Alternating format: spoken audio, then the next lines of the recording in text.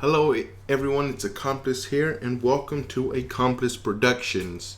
And today we are going to go over yet again another in-depth guide. This time I will be covering the Abyssal Demon Guide. And I hope you guys can see the writing in the back. I know it kind of matches the background, but I thought it looked pretty cool, so I decided to go with it. I hope it's not, I hope it's legible.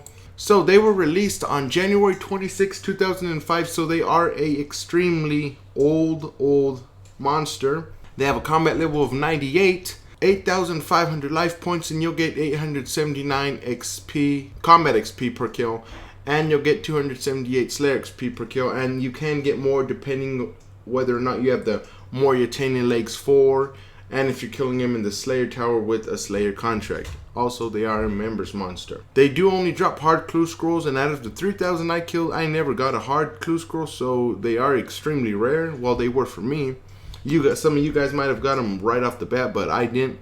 Their weaknesses are Slash, and to my surprise, Dragonbane ammo, because they're not dragons, but it's one of their weaknesses, and then the Silverlight / Darklight.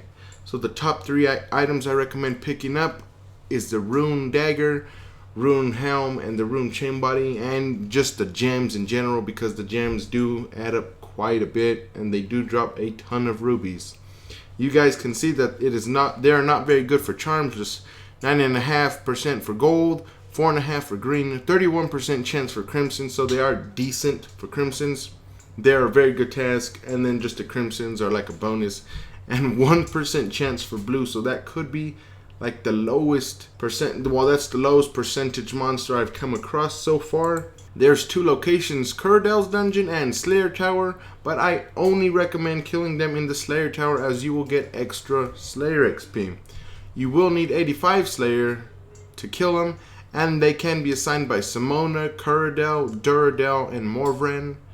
Now, the four items right here, the top left one is the Infernal Urn, and what this will do is, it just won't make the Infernal Ashes drop on the ground, and then you can teleport it away, just like any other urn. Or if you have like a Demon Horn Necklace and an Attuned Ectoplasmator, you can just do like the Bone Crusher and Demon Horn Necklace method. And then I recommend also taking an upgraded gem bag, because they do drop a ton of gems, and also the Spring Cleaner works really well here, because they drop Adamant Battle Axes, and I didn't usually pick them up, but then when I took the Spring Cleaner, it crushed them up, and it just made it that much more profitable. And then like the Rune Daggers, they're like 5k, but it turns the ore and everything. It could be like a 14k drop for one Rune Dagger, so it is worth it in my opinion. They have 3 rare drops, the Abyssal Whip, Abyssal Wand, and Orb, which didn't come into the drop table until I think 2013.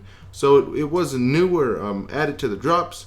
But the whips is a 1 in 1024 drop rate, and I researched and I never could find a drop rate for the Abyssal Wand and Orb. It just said it was much rarer than the Abyssal Whip, so maybe like a 1 in 2000 or 1 in 2500. My luck was better. If you guys didn't check out my loot video, link will be in the description. But for the locations, the left one is a Slayer Tower like map, and the right one is Curdell's Dungeon, but again, I only recommend killing them in the Slayer Tower.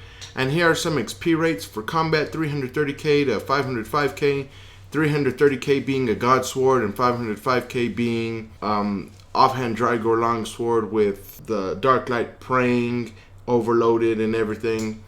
140k to 220k Slayer XP, and then 260k Magic being a Staff of Light, and 330k being the Noxious Staff. So here's the God Sword gear, is what I was talking about. Just the God Sword, full bandos, Slayer helmet. If you don't have the RD Cape 4, just take like a skill cape will just work perfectly. And then for the inventory, I just have some prayer potions for praying, turmoil, or if you don't have turmoil, just piety.